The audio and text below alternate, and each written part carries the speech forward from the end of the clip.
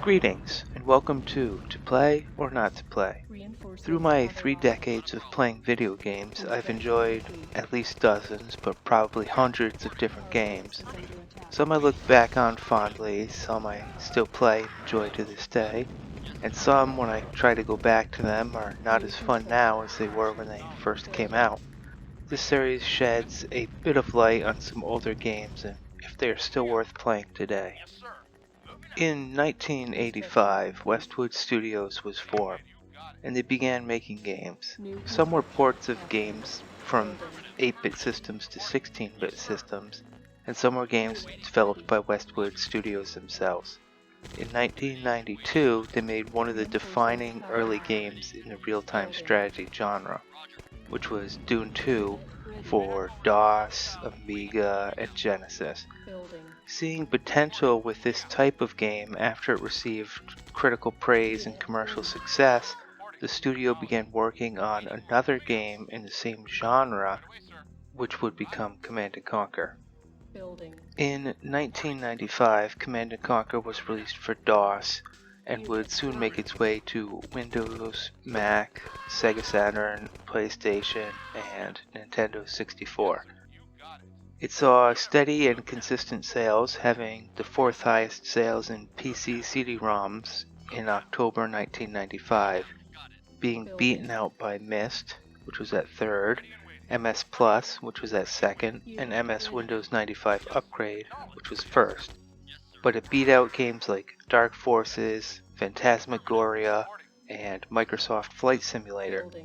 By April 96, the game sold 500,000 discs, eventually selling roughly 3 million units throughout its entire life. The game made a splash with reviewers and publications getting mostly positive reviews. The plot of this story is that a meteorite hit the planet and introduced a new mineral composite named Tiberium after the location the meteor hit near the Tiber River. A religious organization called the Brotherhood of Nod, under its leader Kane, has taken this for a sign of a new world order and began a media and guerrilla style war against the Global Defense Initiative, or GDI. It's a bit more complicated than that, but that is the general overview of the conflict. The game has 2 campaigns, one for each faction, Nod and GDI. Nod's takes place in Africa, trying to destabilize the control of GDI forces in the region and create their own base of power. The GDI campaign takes place in Europe, as their forces attempt to end the terrorist actions in Eastern Europe being perpetuated by Nod troops. In both campaigns, the impact of media takes a prominent role in the story. Though the story is mostly separate from the gameplay, it has some points that still seem relevant today, including terrorism, media influence, multinational military coalitions, and the economy differences for different regions. If that's a bit too heavy, you can just ignore the story and focus on the gameplay and missions. Gameplay should be fairly well known to anyone who has played real-time strategy games. You control some military forces and are responsible for building a base, recruiting troops, and commanding them while maintaining an economy. Each faction has its own troops and buildings, which give the 2 factions their own strengths and weaknesses. Generally, GDI has more armor and firepower, like medium tanks and Humvees, while Nod has faster and cheaper units like rocket bikes and off-road buggies, with machine guns attached. GDI uses a war factory to build units in their base, while Nod gets them flown in via an airstrip. Eventually, GDI's ultimate weapon is a satellite-borne laser, and Nod's are stolen nuclear weapons. Visually, the graphics are dated, which should be no surprise as the game is nearly 25 years old, but they still seem fairly solid if low poly. The game has 2 main visual elements, story movies and in-game graphics. The story movies are split between being video recordings of actors, mostly Westwood staff, and computer-generated visuals. The 3D and CG effects don't hold up too well, but the videos are still fairly entertaining if pretty basic. The in-game graphics are low poly and lack details, but you'll still know what everything is, and each faction is color-coded so that even in heavy fighting, you can tell which units are yours and which are the enemies. A major graphical drawback for my current computer is that on the small first level maps, if I try and move the map at all, I get some funky static images on the side of the screen, but everything still plays okay. The audio, in my opinion, is fantastic even today. The sound effects aren't too overpowering and can be adjusted, but the gunfire, explosions, and screams make combat feel pretty visceral.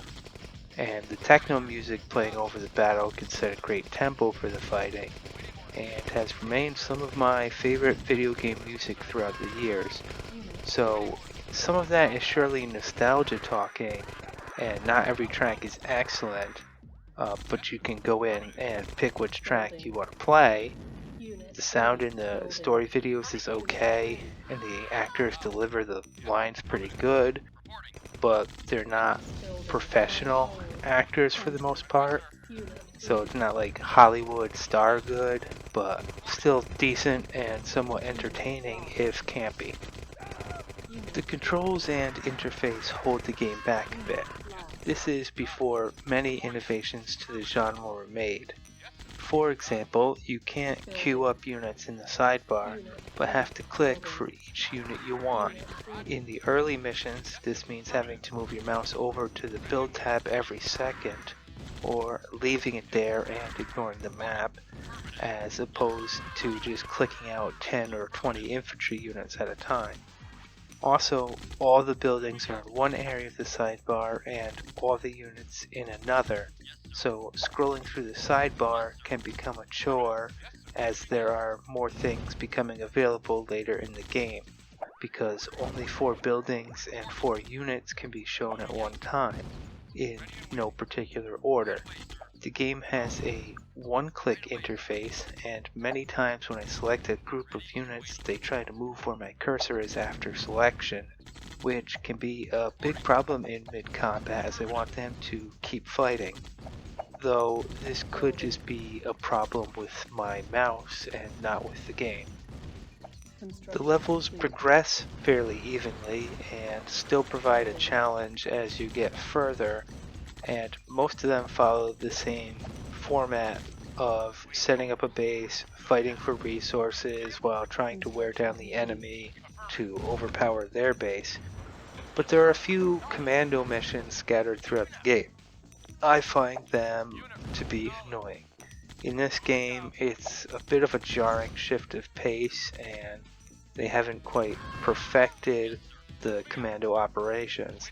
However, overall, every mission you feel like you're moving forward, unlocking new technology, and getting closer to the enemy's final stronghold.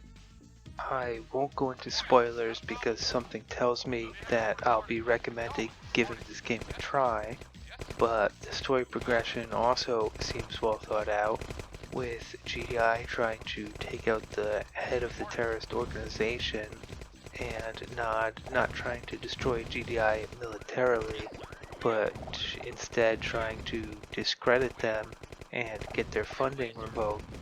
For the most part, it flows smoothly. Every mission you get a little bit closer, though you do suffer a couple of setbacks story-wise. Overall, it's not a perfect specimen, but Command & Conquer still seems like a solid, if dated, real-time strategy game. In addition, the first Command & Conquer has since been released as freeware by EA, though it can be a pain to actually get it working for a modern computer, as EA just kind of threw the files out there without doing pretty much anything to them. It doesn't make up for EA devouring one of my favorite game studios, Westwood, but hopefully it can still provide a great, old looking and feeling today. For sure play this game if you can get it running on your computer and if you have any interest in real-time strategy or gaming history. Have a great day.